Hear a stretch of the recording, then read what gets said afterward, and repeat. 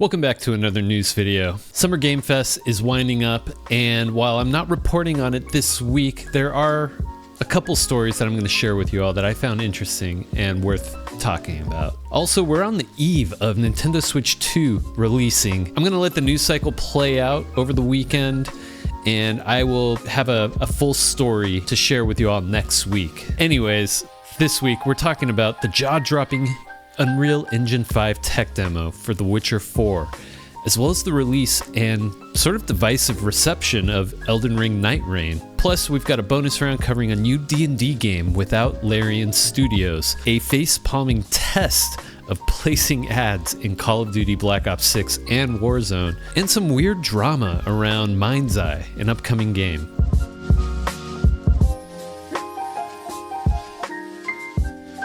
All news article source for this video will be linked down in the description below. Like, sub, do all that YouTube stuff. Let's get into it. For our first story, I got this from PC Gamer, but you've probably seen this everywhere. CD Projekt Red recently showed off the first public look of someone actually playing the new Witcher 4 game that's currently in development. This was shown off during Epic's State of Unreal presentation, which was a part of Summer Games Fest this week. CD Projekt Red is promising that this is going to be the most immersive and ambitious open world Witcher game ever. And while someone was on stage with a controller in hand playing the game, I need to warn everyone watching right now that this is a tech demo. It is not the final game. It is still in development. There's a lot that could change.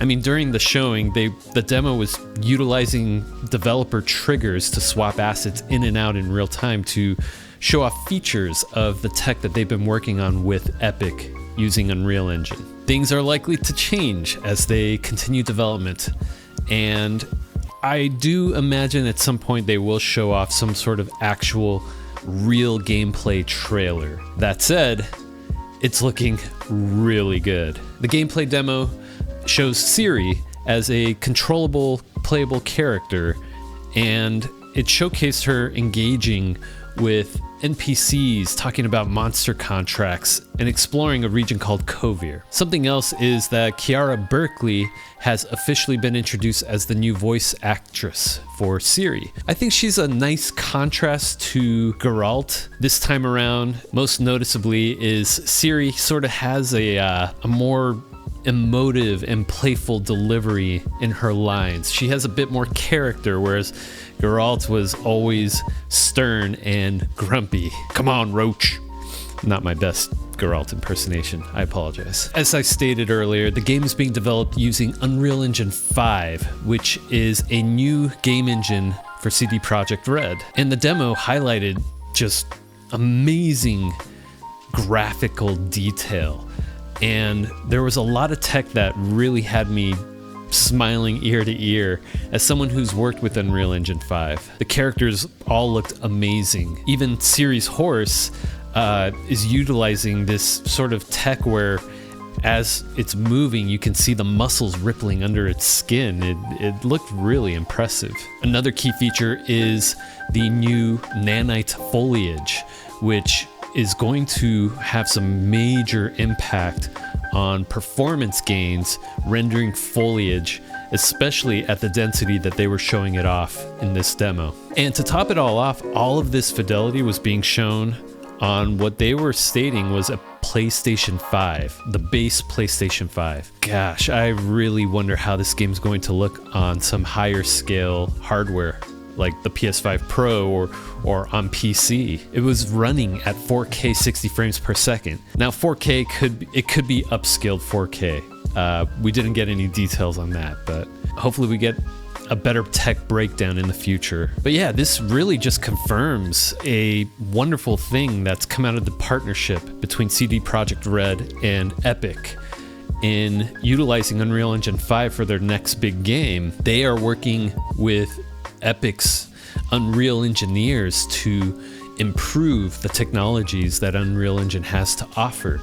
So not only are we going to see those improvements in The Witcher 4, but this could mean better tools and access to all of these new tech features for future developers using the engine. And for us gamers, we should see some much improved performance gains for gigantic open world games. The developers on stage for the presentation stated that they wanted to expand the open world elements and experiences, make it bigger than The Witcher 3. And this is all going to be done by leveraging CD Projekt Red's decade of experience with advancing technologies in partnership with Epic and the Unreal team.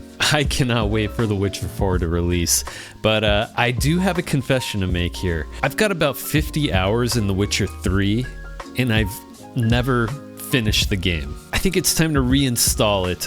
I might reinstall it on my Steam Deck. I find it much easier to pick up and play and finish my games on that. But yeah, it would just be a really good opportunity to get back into that world and experience it all over again before The Witcher 4 comes out. All right, this comes from multiple sources. In case if you've been living under a rock, Elden Ring Nightreign has recently released as of last week, and it is a co-op action RPG battle royale hybrid. It's being praised for its unique and challenging remix of the Elden Ring formula and universe, offering rewarding experiences through randomized loot, a tightening battle royale circle, and strategic sort of adaptation as you're playing and making quick decisions in the game. The Metascore average as of the recording of this video is currently 77, and the Steam ratings are currently sitting at mostly positive.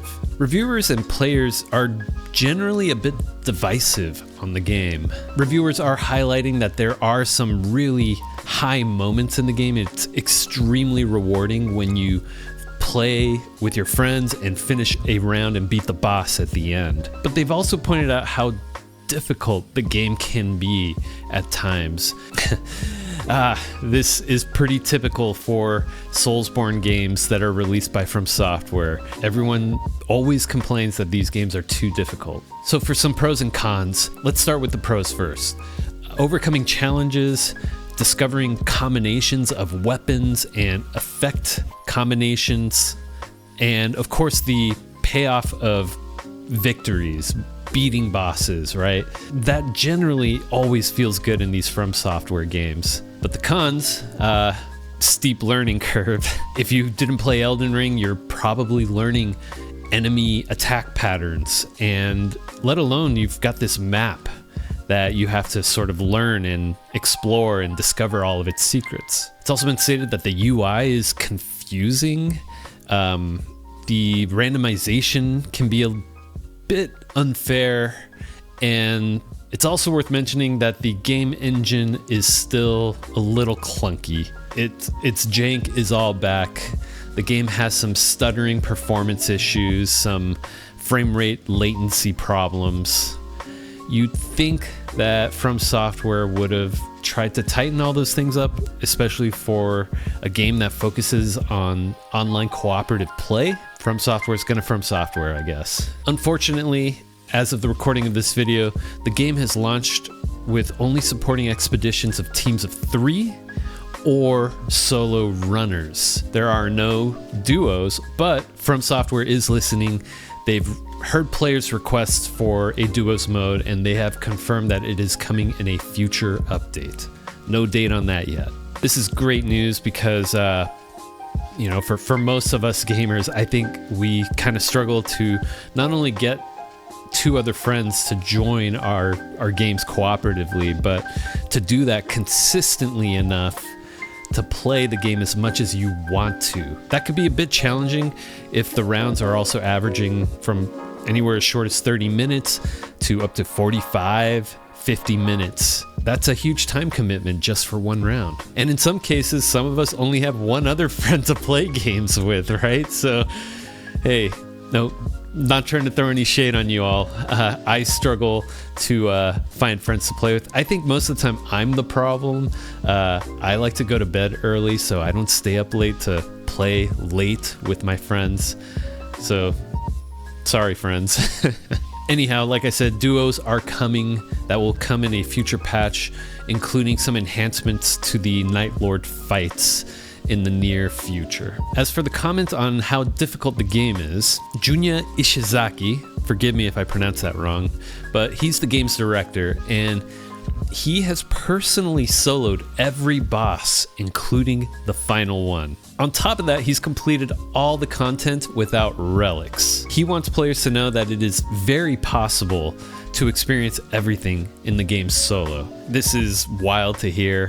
From everything I've seen and heard, playing the game solo feels extremely unbalanced. Not to say it's impossible. I haven't picked this one up yet, but when I do, I will more than likely attempt to do solo runs on a regular basis. I have traditionally enjoyed Soulsborne games solo. I love the challenge of fighting the bosses by myself solo, figuring out that mechanical puzzle and sort of challenging my build that I've put together. Anyhow, are you enjoying Nightreign?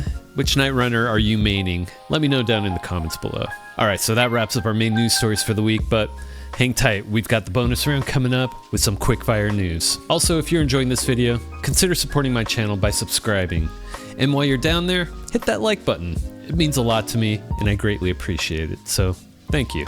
This comes from Games Radar. Wizards of the Coast, who are the publishers of Dungeons & Dragons, are partnering with a new studio called Giant Skull for their next new D&D game. Giant Skull is headed by Stig Asmussen, who was the director of God of War 3, as well as Jedi Fallen Order and Survivor. The game will be a single-player action-adventure title set in the D&D universe, and it's going to emphasize heroic combat and exhilarating traversal.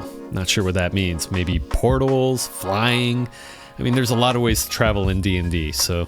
It's currently being developed using Unreal Engine 5 for PC and consoles. This partnership comes after Larian Studios, who is the developer behind the successful Baldur's Gate 3, decided not to create more D&D games for now. Outside of that, all we know is that Giant Skull is described to be a AAA indie studio filled with veterans on the team. This could potentially be something cool. Let's not forget of a similar approach that worked for the developers over at Sandfall Interactive with their recent hit release, Clair Obscura Expedition 33. As a D&D nerd myself, I can't wait to see how this plays out, so we'll have to stay tuned. This comes from IGN. Activision has placed in-game ads for weapon bundles within the loadout menus of Call of Duty Black Ops 6 as well as Warzone, and they've made them unavoidable for all players. As you can guess, the ads were criticized extremely by the community, especially since Black Ops 6 is a premium pay-to-play title. It's a $70 game, and you're getting in-game ads for weapon bundles. Activision was very quick to turn this all around, claiming that this was a feature test, and it was published in error and promptly removed from both games. Many Call of Duty fans are remaining skeptical of Activision's explanation, suspecting it was a deliberate move to gauge player reaction to in-game advertising. To add more fuel to the fire, players are sort of concerned that maybe Microsoft's acquisition of Activision Blizzard might lead to a more aggressive sort of approach to microtransaction strategies within the Call of Duty titles. To me, this complete speculation on my part, but I feel like Microsoft might be making moves like this due to player numbers declining in Call of Duty Black Ops 6 and Warzone. This is pretty normal for live service games that have been out for a while, and if you look at the current game market, there's a lot of really good games that have come out recently. Players are gonna take a break from their live service games to try out these other games. So in Warzone, an argument could be made. I get it, it's a live service game, so I think ads in a live service game make more sense to see pop up while you're in menus. But for Black Ops 6, like I said earlier, you're paying $70 to play that game. There should not be any weapon bundle ads in a pay-to-play game. I'm glad I don't play Call of Duty anymore or Warzone. Let's move on. So I saw this story over at Games Radar. There's a game coming out called MindsEye, and we're supposed to get more details on the game during Summer Games Fest.